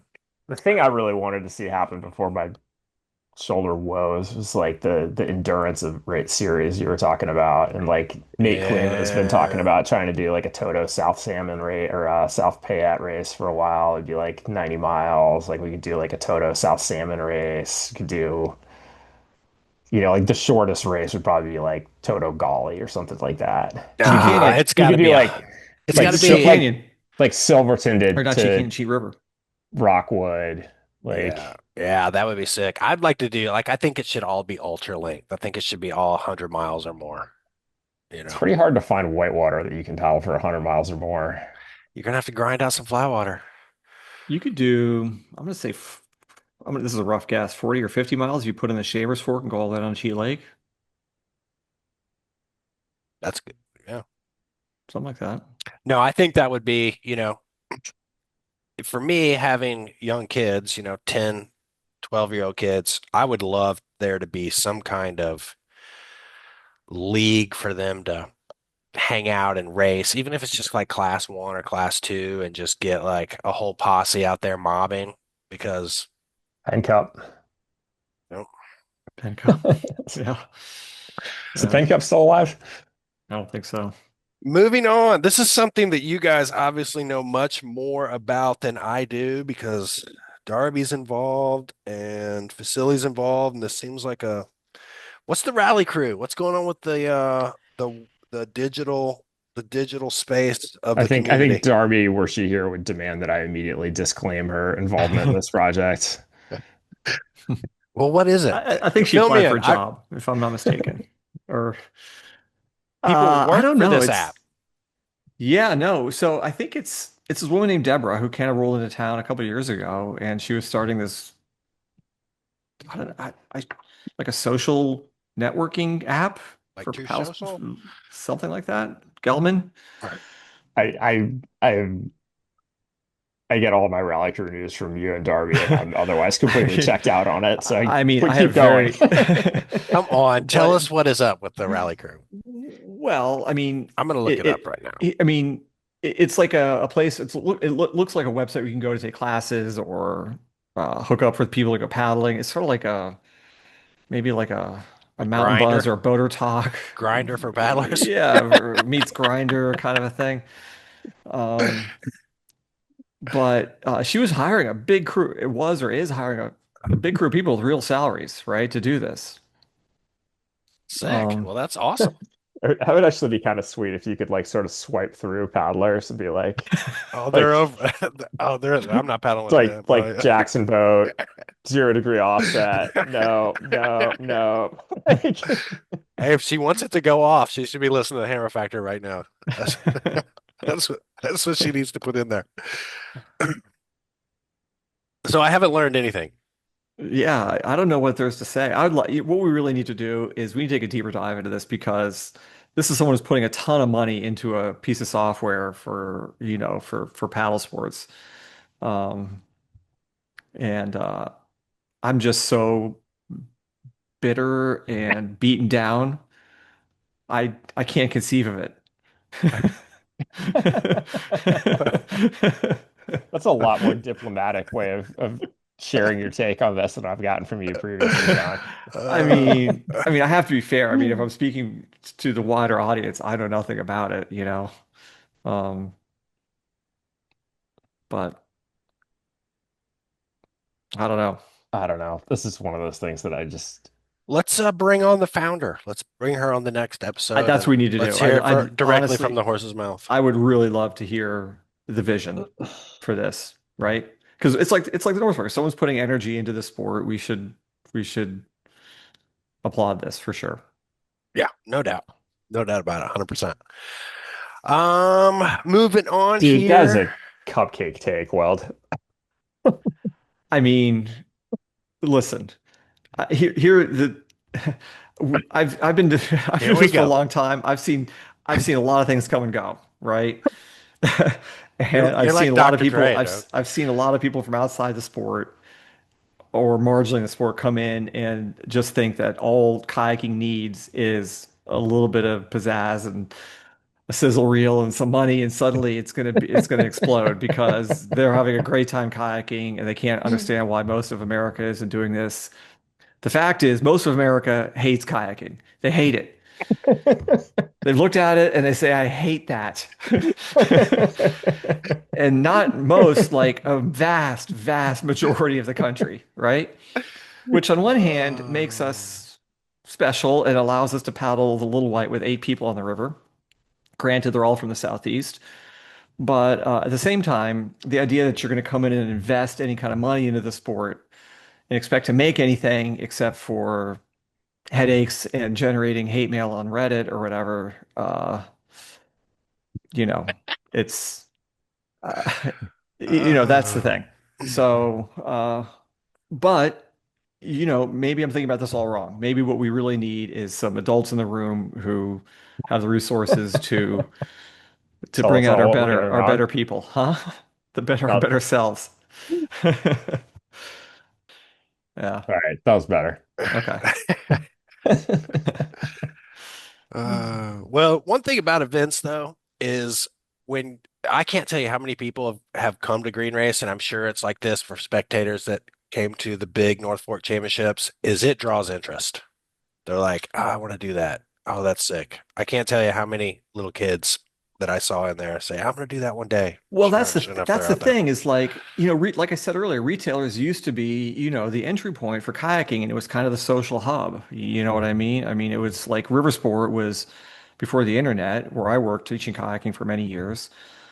We saw thousands of students a summer and it was a launching pad for paddling and we taught a ton of people how to kayak. I got a bunch of people in kayaks and there was people camping there who weren't part of the program, but just using the resources. And it was a really vibrant scene, but not really seeing too much of that anymore. Is that moving digital? Is that going to be the new replacement for this? Maybe, honestly, all cynicism aside, maybe that's kind of the point here. I don't know, right? I'm not sure. Um, I don't know. It's hard to beat seeing something like that in person, hearing it, and the crowd yelling and just like oh God, yeah, it's hard to beat that. Um, all right, Jackson Worldwide. We haven't talked since Jackson bought Werner. Jackson bought Werner. Can you imagine? Do you know anything behind the scenes on this deal? Me? Mhm. I mean, yeah, I mean, I got to be careful here. I don't want to piss off Colin or Peter or any people, Jackson or Taylor, from Werner or anything like that. I mean, if you haven't heard, Werner Paddles, probably, I mean, not probably the, most reputable brand in whitewater paddle and other paddles, but certainly in whitewater world for decades, was acquired by Jackson. Werner was based in Sultan, Washington, and they made all the paddles there. Um, and Jackson's based in Tennessee. And so Jackson seems to be on a bit of acquiring spree, bought Werner and moved all the manufacturing to Jackson. Um, and then Jackson followed up by buying Eddy Line kayaks, which is kind of a wreck fishing kind of thing. It seems like they're forming their own version of Confluence, sort of a roll up of brands, although arguably with a much different slant because I think it's the corporate structure and the financing behind it is much, much different and much more dedicated to kayaking, I think, than Confluence or Johnson or whatever it was. But um, I mean, the question on everyone's mind, of course, is what happens to Werner now, right? I mean, Werner was, love him or hate him, probably the most reliable, trusted brand in paddle sports, Um, and Werner had a really strong dealer network. really good distribution, which allowed them to, satisfy the supply chain of paddle making, paddles in this country nicely. Um, without, uh, without Warner, let's just suppose Warner disappeared. We have some like Aquabound, but I'm not really sure about their whitewater offerings. Do Grace or Gelman know much about these? And then we have these people making paddles overseas, like Letman and Gallsport, and these people, I know Joachim personally. I think he's a great guy. I know how difficult it is to sell a technical product over, from Europe into the US. That's a very, very hard thing to do, and it's just never going to ramp up, unless these guys invest a ton of money in it, right? They're going to be teeny, teeny brands. And we have all these boutique paddle brands keep popping up, like Ben Kinsella is making paddles and stuff like that, and the hope for Ben, because he's domestic, is that he can, you know, make paddles on a scale that can satisfy the demand. But Warner's what we have right now. But do you think, I mean, here's a question I'll throw to you guys. Do you think Warner moving to Jackson is that going to be a challenge for their brand? I mean, like it or not, Jackson has this reputation, right? That's more, I'm going to say club boat oriented, or it just has a scene to it that's not, you know, I a mean, thing, I which I think think is unfair. I think it's unfair. I think Jackson makes great boats. You know, I mean, I think if they maintain the quality manufacturing that Warner is known for and maintain the Warner brand, like I don't think anybody's going to care, to be honest. But right. did you see this recall? No, this is fascinating. This is from the U.S. consumer. This is the same group that went after the one wheels. So this is, I mean, this is there's like a whole official like process for doing recalls of consumer products, and there's a Warner paddles recall from like 2 weeks ago for all covert and stealth paddles.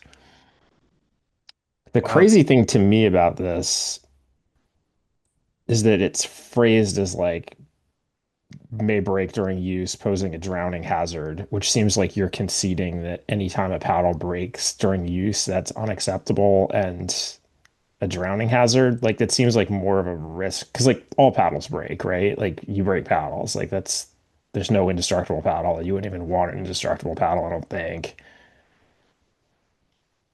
And it's like it just strikes me as weird. It seems like it would be much more safe from a legal perspective just to say like these paddles didn't meet our manufacturing standards, and for those reasons we are recalling them and we'll send you a new paddle.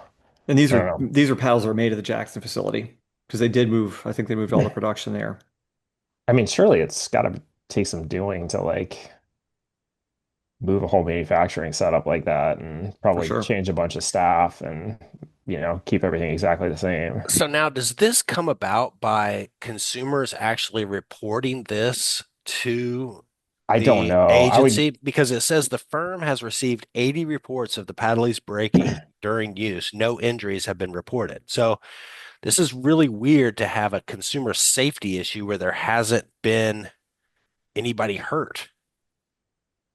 I don't know. I would be fascinated to understand the like legal mechanics of how this came to be, but it's interesting to me. Where did you run across this? I'm going to have to dig more into this. This is a good I one feel here, like Lois. Darby showed me that, or I saw it on Reddit or something. I can't remember. Hmm. Hmm. Well, there you go. It says, right here, remedy consumers should stop using the recalled kayak paddles and contact Werner for a full refund in the form of a check or store credit redeemable online. Consumers should fill out a recall form at I got to check that form. Stealth recall consumers to collect the refund or obtain the store credit. Consumers should follow the instructions on the Werner website. Destroy the recalled kayak paddle by cutting the paddle into four equal pieces, halfway through each blade and halfway through the left and right side of the shaft, and upload a photo of the destroyed paddle. I think AI could probably do that. Shoot, I could whip one out before we end this recording. The firm has reported 80 reports of the paddles breaking during use, no injuries, sold at Four Corners, New England Outdoors. This is weird. Huh. I don't know. I want to make sure I'm phrasing this correctly because I think Jackson's certainly capable of making a good paddle. I don't want to imply that. And, um, I think that, how people perceive Jackson kayaking, I think that's hopefully, I think kind of maybe moving into the rear view mirror. But I think anytime a core brand gets acquired, no matter what the acquisition is, there's always a question of what does that mean for the brand, you know?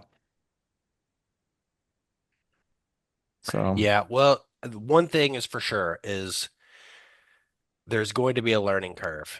You know, IR didn't start making dry gear the first time you tried. There was incremental improvements. You know what I'm good saying? Lord knows that's right. Jesus Christ.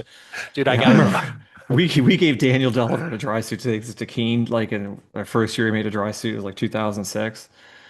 Did, Daniel, if you're out there, I'm sorry, but I'm so sorry. yeah, I have that. I have a picture. Let's see if I can send it to you Mm. guys. God.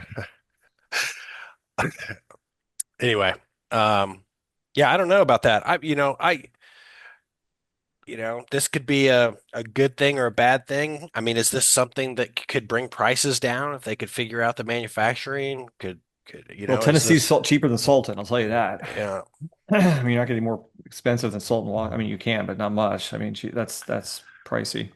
well, I'm gonna Really? take, It's cheaper to make stuff in Tennessee. oh I'm yeah, just gonna say. I'll give you that. Yeah. Sultan is not. It's Washington. I mean, the minimum wage in Yeah. Washington is what? Three times Tennessee's. I mean, come on. so that exact paddle, I'm gonna take down the Grand Canyon weld here in just a little bit.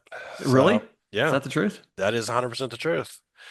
But I Life on the also edge. have been paddling it for a long time and never had any issues with it. It's been Was it by made myself. in Jackson or in Sultan? That I don't know. It could be the That I don't know. hmm. Um, but so can we round out here to the Grand Canyon? Well, so Yeah, this here we is I go. just got to fill our viewers in on something, you know. So Grayson Here Welder, we go. I got to read your little piece here. Grayson Welder head of the Grand Canyon in 2 weeks with nine other decidedly old school paddlers in quotes.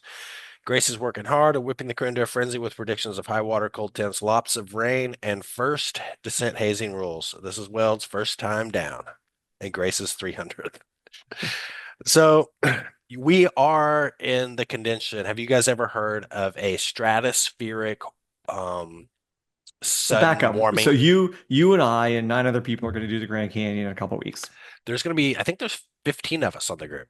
Really? 15? Yeah, Jesus Christ. we have a whole group chat going, but somehow like you're on the outside, and I so want nothing to do with the we'll chat. just be sitting there talking about Weld and the That's whole time. fine. I like it. I know what you're doing too. I know what you're doing. You are doing everything you can to whip these guys into a panic or a No, frenzy or I'm just something. telling them the truth. There's a stratospheric sudden warming event happening. Do you know what that is? Either of you Go guys? ahead. So, This is where it rains for 10 straight days on this river, right? well, what it does is Like it all of rains this. like the day Jesus died for literally a week and a half straight. That's what we're looking at. I've been there in these conditions before. I've seen this before. It was like my I'm going surfing. 207th I run. don't need this. I'm going to What go surfing Nicaragua for a long time, and this would be a great time to do it. Anyway, what day are you guys putting on? the 2nd of December. So it's right around the corner. But I'm going to bring my recording stuff and we're going to record hammer factors on the Grand Canyon. Are we now? Yeah. If you have satellite feed, I mean, Gelman's not going to be there. It was funny. A couple of the people were like, "So are you guys, can we just sit and watch you and Weld talk and like listen to the hammer factor?" They will. Yeah, I'm like, yeah, well, we'll see how it I all gotcha. goes. Anyway, are you excited? What are your thoughts on this for real? Me? Yeah. Sure. I mean, you bailed on this trip when your wife and oldest son went out there. Well, I couldn't because our youngest son was still in school here, and we just couldn't leave him by himself for 2 weeks. That's easier said than done. Oh, right, right, right. I So, forgot about Asher. um, whatever. I've always felt like I'd do the Grand Canyon when I got old, and guess what? I'm old. It's Dude, you're gonna be so stoked. Here We're I gonna am. it's the way we do this trip is there's from sun up to sundown, you're doing You mean something all you day. mean you mean from the moment you get out of the tent and you're soaking wet in rain to the moment you get back in your tent that's actually soaking wet because it's been raining for 4 days already. Yeah. Yeah. Did you see this latest snow totals they're predicting? No, It's gonna be so sick. come on. All right, we'll see. We'll have stories to tell here on the Hammer Factor. Um, you got some other things going on here. Um, what's up with the PFAS? I mean, this one is very interesting to me because the stuff is toxic. It's Yeah, affecting gore, yeah, which is affecting like, there's ripple effects that we're hearing about big time through those yeah, manufacturers. yeah. And Yeah, this is a minefield, and I'm going to try and be very careful here because one, I'm not a scientist. I'm going to be first and foremost. I do not know or understand the exact nature or science of forever chemicals, but what I see is how they're impacting our industry.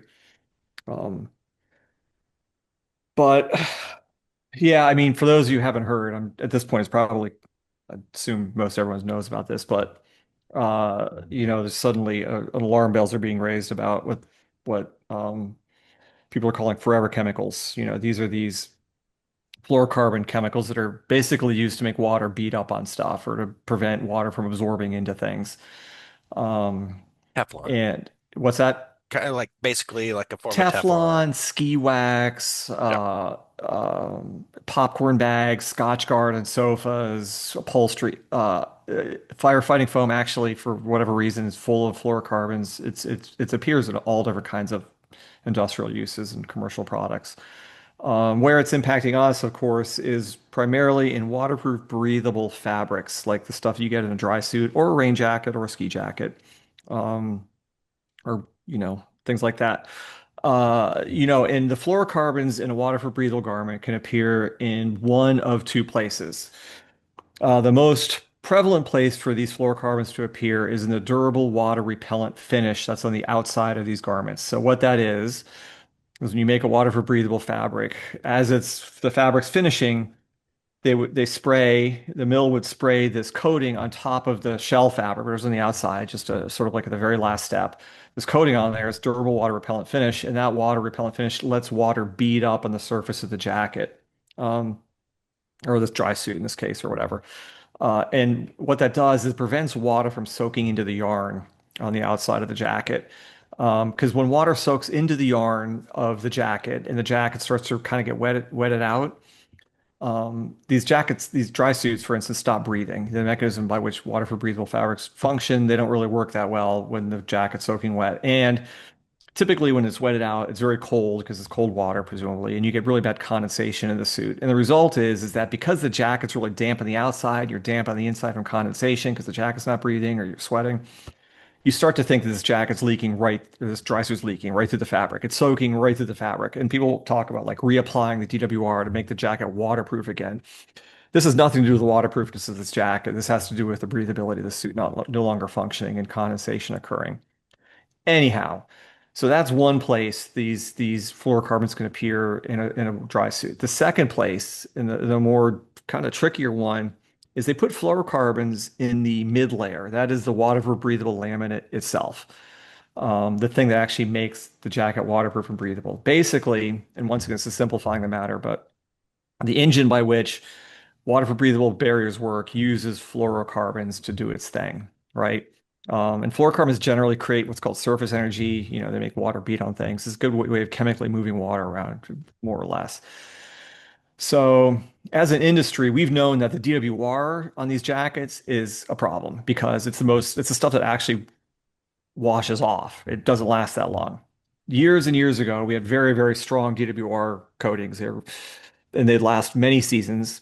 And we knew they were bad. They were C8 or C9 chain fluorocarbons. Anyway, they were great, but they were very toxic. About 10 years ago, we started getting rid of those and going to a weaker formulation, but still they had fluorocarbons, and it was a C6 fluorocarbon they would use on the DWRs. And then recently, in the past couple of years, we've all gone to these C0 DWRs, these fluorocarbon-free DWRs, which don't really do anything. They're not very good. Um, We put them on there, they last for a little bit. And this is generally creating a big reduction in the quality of these dry suits, right? That's just the way it is.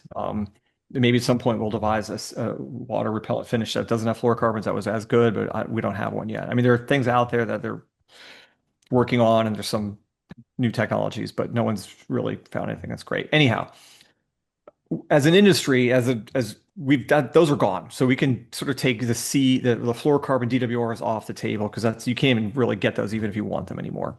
The trickier thing is the fluorocarbon part in the middle of the dry suit, the mid layer.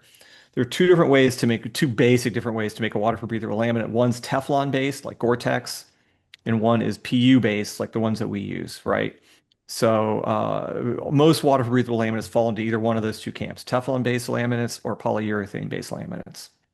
Uh, Gore-Tex is the granddaddy of waterproof breathable laminates. They started with a Teflon-based laminate in 1963. In 1993, they lost that patent, at which point anybody can make a Teflon laminate, just like Gore-Tex. Gore-Tex did a good job of branding that product, so people thought that it was a unique product, which it was not at that point. They had other quality standards that sort of aided them along, but that's another story. And then you have PU. Both of these contain fluorocarbons. The difference is Teflon-based laminates traditionally are nothing but fluorocarbon, right? They are packed full of fluorocarbons.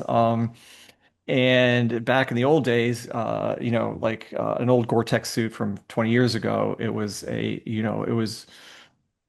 amount of fluorocarbons there made it a very, very good laminate. Polyurethane coating or laminates like the ones that we use also have some degree of fluorocarbons in it. Um, but here's where we're at right now, right? Is consumers are becoming more aware about fluorocarbons. The government is very quickly starting to look at how to get these out of the consumer supply chain. Places like California are starting to talk about outlawing, products with fluorocarbons in them as soon as 2028 or 2029. New York, Maine, a bunch of other states are following. EPA, of course, is looking at this.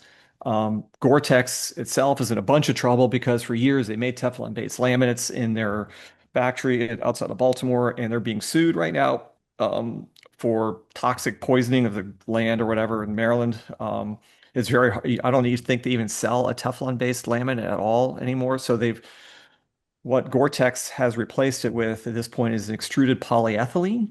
And EPE is still called Gore-Tex, but it's no longer the Teflon-based Gore-Tex. More about that in a second. But the result is we're all trying to figure out what to do about uh, with our waterproof breathable laminates that don't have fluorocarbons in it. The problem is that when you take the fluorocarbons out of these mid layers, they're not very good. They're not as good as they were before. Now, I'm not saying we can't find something at some point that will be as good. And right now, there are a few brands out there that are offering complete fluorocarbon-free dry suits. And that presumably means that they have no fluorocarbon in the DWR, which is easy, and no fluorocarbon in the mid layer, which is trickier, right? Um, I haven't tested these. I don't know. Maybe they're great. I don't know. We test lots and lots and lots and lots and lots of fabrics. It's essentially one of the things we do 5 days a week, all year round. We have yet to find a mid layer that's fluorocarbon free that's as good as the mid layers are using with fluorocarbons in them. What happens when you take the fluorocarbons out of the mid layers, you get all sorts of unintended consequences. You get hydrolysis, which means that these laminates kind of stay wet for long periods of time and they kind of start to rot. Tape doesn't seem to stick to them very well. You get delamination from these things like prematurely. Of course, we're working on making a fluorocarbon-free laminate, but as of right now, from what we found, is that we just don't know we'd be very cautious to release something like that. It takes us years to test fabrics, and these changes are happening very, very fast, like faster than we kind of keep up with. So as of this moment, IR is still, DWR, whatever, that's fine. But the IR is still using a fluorocarbon in its mid layer. It's a tough decision because I know we have consumers out there looking at this as a litmus test of whether to buy things or not, buy these garments or not. But right now, we made the choice that, it from our take, it's making a better dry suit. But it's still Uh, containing. It still contains elements of fluorocarbons. the Now, PFAS. Gore-Tex is right now arguing that the fluorocarbons found within the mid layer are not hazardous to people. They're just not. They just don't slough off the garment like they do on the DWR finishes. They're stable. They're not in a format to hurt the people. And it's not illegal to sell these things as of yet, right? No one's clamping down on these yet. And IR is actually looking for a solution, right? Um, Gore-Tex made a fluorocarbon-free mid layer. They replaced the Teflon-based one with extruded polyethylene, right? Now, I'll point out that Kokatat is not using that for 2026. I don't know why. I mean, I don't know exactly why, but I'm guessing it's not very good. They tested it and it's not good, which goes with what I'm saying is it's hard to find fluorocarbon-free mid layers that perform for dry suits. They may work great for a rain jacket or a ski jacket or that, but dry suits are a whole different world. I mean, the very best rain jacket you've ever owned would be probably the worst dry suit that you could imagine. Um, so we're kind of threading this needle here as to how to handle this exactly. I think I'm not sure what NRS is doing in this regard. I don't want to speak for them. They're probably looking at the same thing. Um, and Coconut may have other reasons for not using Gore-Tex. I have not tested the extruded polyethylene. I don't know anything about it, how it performs. But I do know that Coconut has chosen not to use it. And I'm thinking they're probably looking out for their customers also in that regard. Uh, Yep. so it's tough, man. It's tough. Well, And the fact is, like I said, these changes are happening all faster than you kind of keep up with. It takes so long to test a dry suit fabric. And we're working on stuff and, we're super engaged in this problem. And I think we do have some things we're working on now that will bear fruit here over the next season or two. Um, where we can release something we feel like it's going to last. It kind of comes down to some ways saying, do you like a do you make a spray skirt without solvents in the glue, or do you use a water-based glue with a spray skirt? You can, right? I mean, solvents aren't great, but it would last. It wouldn't last. yeah. The skirt would last for a couple months. Is that an environmentally sound solution? I don't know. I don't think so. I mean, I just don't think that's the correct answer to that exact equation. I Um, guess what I'm hearing is between the tariffs and the PFAS, you better stock up on dryware. I mean, I would say, I mean, here's my take on it. First of all, I would, in general, because like we have manufacturer, like our suppliers are making these changes for us, and we're trying to like put out fires, right? So you're going to see uh, there's going to be a big disruption in the quality of dry suits across the board for the next couple of years. Just get ready, and I would encourage everyone to take care of their dryware and get ready for more frequent repair cycles until this gets straightened out. And Ah, if we can't find a better fluorocarbon free solution, that may be the case going forward forever.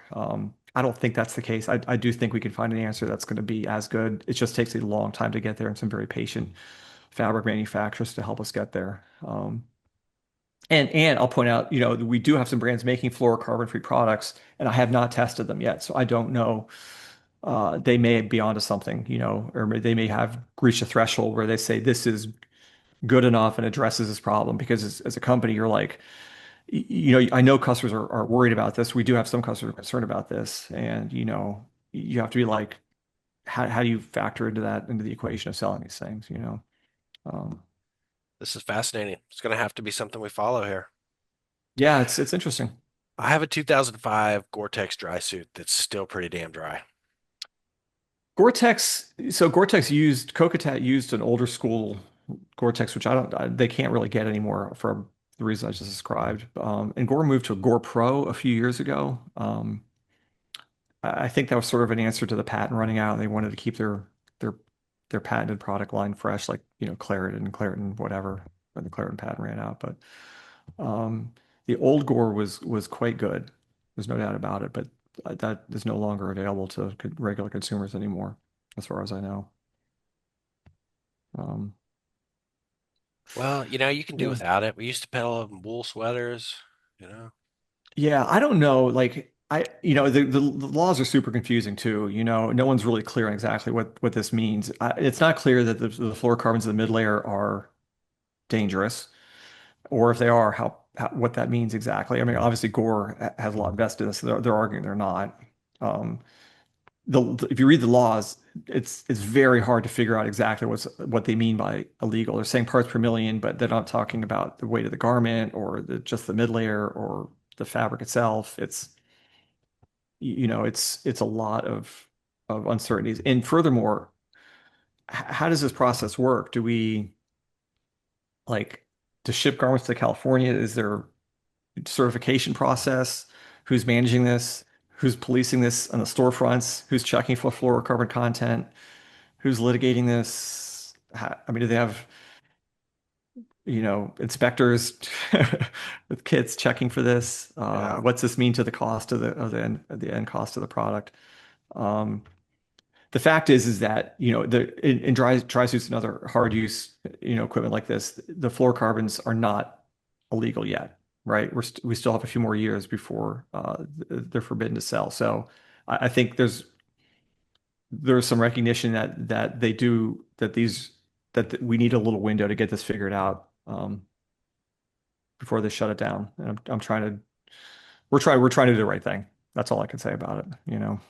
You see this picture from the Stikine circa Does that make sense? Does that sound 2002? like I'm being like a That No, it does. makes I thought perfect that sense. was It makes perfect sense. okay? Because I'm really concerned about this. This is something I'm trying to do the right thing for our customers, but that isn't always is not always an easy path to take here. You know what I mean? Yeah, I mean, you're trying to balance out everything environmentally friendly, still be functional in a landscape where there's not a lot of hard information either way. Is that That's right? right. You That's know, exactly right. it's Thank you. it's All right. that's what I got. Um, but Yeah. in this picture I sent over to you guys, Stikine circa, I had an IR. What did you call this thing I'm wearing back in 2002? Well, that wasn't a dry suit. It's a problem. And ironically, full of fluorocarbons. Was it really? Sure. Yeah. It had the old Hurricane DWR on it, which is like, Jesus, it lasts forever. I'll tell you that. I mean, you could not get water to soak into that fabric to save your life. Uh, But I don't see the picture. Were you sharing it? I texted it to you over Skype. But anyway, whatever that was, I wore two of them. Here we go. So so I had two of those on. Oh, that was just a dry top. I don't even think it was a dry top. I think it was just kind of like had like a tight rubber thing around the top. No, it was a dry top because I could see that drain in the front had latex on it. Oh, yep, that's what it Yeah. was. But But that was crappy fabric. And there's Polk too. Look at that. it was cold. And there's Daniel and Nikki. Jeez. Tommy. Freddie. Yeah. Budget. Anyhow, should we get into some rants and raves? Shut this thing down. I think we're about 2 hours deep. Jesus. Oh God, I got nothing. I got something. Oh, I got something. I got a rant. I'll lead us I have off a with a rant. rant. I have a rant too. So, obviously, huge fan of public lands, huge fan of the National Forest Service. But I work with several people in the National Forest Service. Um, Good friends with them. In the event and recreation department there with special use permits and that kind of thing. Um, Obviously, understand their value and the whole nine yards. But since the hurricane here, there has been two groups that have had to sue the National Forest Service. American Whitewater had to sue them to uphold the rules for CSX building their railroad through the Nolichucky Gorge. And most recently, there was a huge timber stand that they agreed to log without going through the proper channels of public comment and that kind of thing. So basically, they, had it logged illegally. And Mountain True is suing them, another local nonprofit, to stop that. And all I want to say is when push comes to shove and the National Forest Service needs people to get their back and to be on their side and to make sure there's not a public land sell-off and things like that, It's this user group that is conscious about the rivers and about the trees and about the environments. And I would love to see them pay a little more attention to us over railroads and big timber and that kind of thing. So that's my rant. Amen. Lewis, you need some time to stall here. Yeah, go ahead. Just do the dog poop bags. That's a good, Oh, I can go into that one. that's We a can little double team chestnut. on that one. Lewis, have you heard of any of these lawsuits? I have, yeah. Okay. I don't want to get into it right now, but it's been really disappointing. Okay, you ready for my rant? Let me tell you, let me explain something to the customers out there.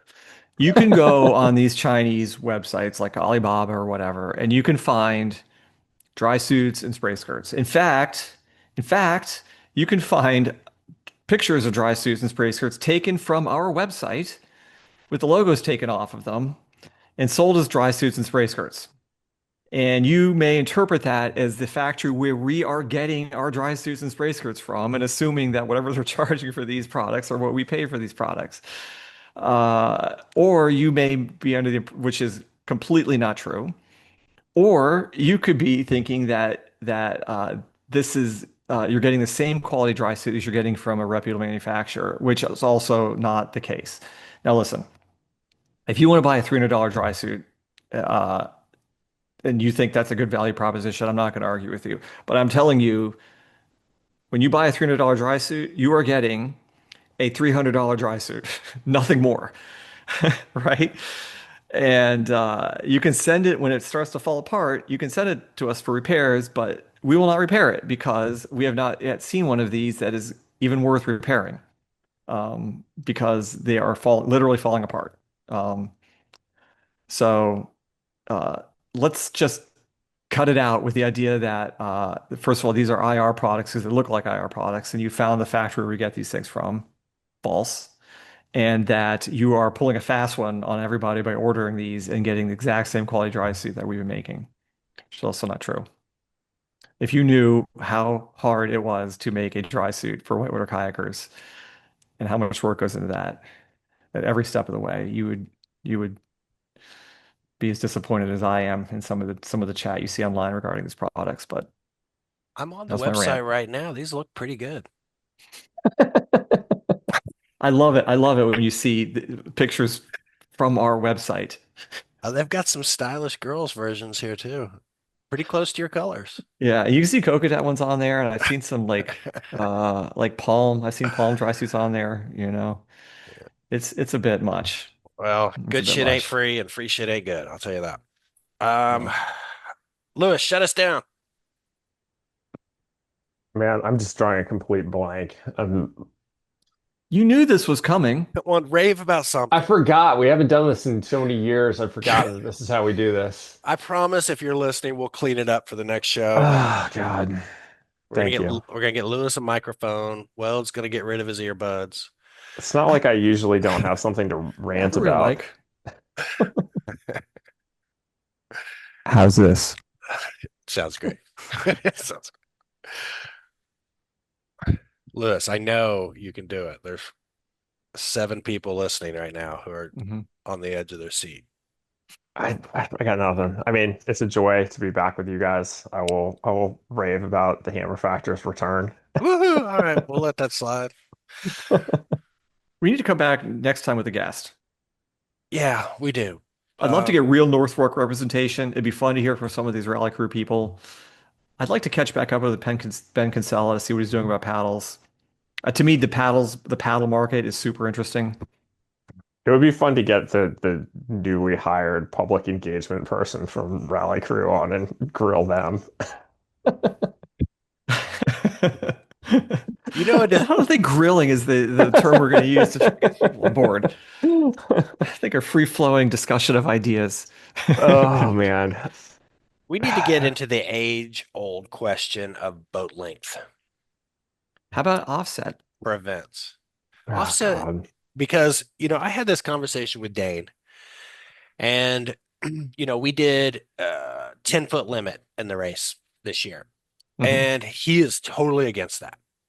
he's like, I understand for bigger paddlers, there needs to be something a little longer. And he is fallen on this like 9.6, 9.7. And I'm trying to get to the bottom of where you make that distinction. Is it because you don't think a 10-foot boat's going to be a big seller in the future? Is I it mean, be this was a whole deal with the little white race, and that was what got us to longboats. Was like it was like, okay, there's all these people who are paddling Scorch X's all the time. It's like their daily paddler. Like it's going to be really shitty to tell somebody that the boat that they paddle every day, they can't race the little white race in, and they have to like go find something slower because it's a race and you have to paddle something slower. Like that's shitty. And then we were like, okay, if we make it 10 feet, then there's one boat that's going to be way faster than anything anybody else can get. And if you don't have a Scorch X, you lose. And so it was like, okay, if we're going to allow the Scorch X, what we might as well just open it up all the way. And like that was how we ended up that's where we ended always up. it's always where I've ended up too. And it's like Dane, it's like, yeah, 9.4 would be great because then you can race the large Nirvana and nothing faster than that. Yeah. I think It's I, like he has other points on it that he tries to argue beyond just this is the boat we make. But I don't know. I really it's like struggle it's with like that. you can have the conversation like as an abstraction, but then like you like apply it to the reality of what kayaks are out there and what the result is at whatever length you set it at, it becomes immediately clear. Like we set the race at longboats for the little weight, and then the reality of that is you can't win at anything other than a dagger vanguard. Like you cannot go faster than that in any other longboat, and it's not even plausible. Like it's just the way it is, it's hard. Yeah, it is hard. And the only fair way to do it, this is where it came down with Dane. I was like, Dane, give me a bunch of money and I'll just make everybody paddle whatever boat you want. Like Yeah. if that's not gonna happen, it's like I'm gonna let it go. You know what I mean?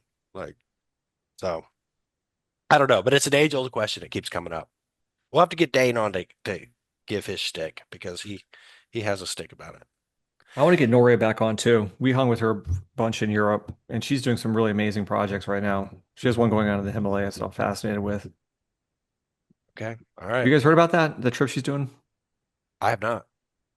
It's fucking badass. What's This she is an doing? alpine style trip. She's hiking up this huge mountain pass and going down this river gorge that you can't see from satellite. It's just a black hole. We're helping her with some gear for that, but it's a very cool thing. That sounds badass. All right. Well, thanks for listening, and we will catch you on the next episode. I don't know if we'll do another one before we go on the canyon here. Maybe we could do a quick double hitter and schedule it to release while we're on the canyon. It'll be fun. Um, all right. If you got any questions, if you anything you'd like us to cover, send us a message, send us an email. Thanks for listening. Thanks, Lewis, for all the stuff that's going on. Thank you, Zinky. Thank you, Mr. Weld. And we'll catch you on the next show. Peace.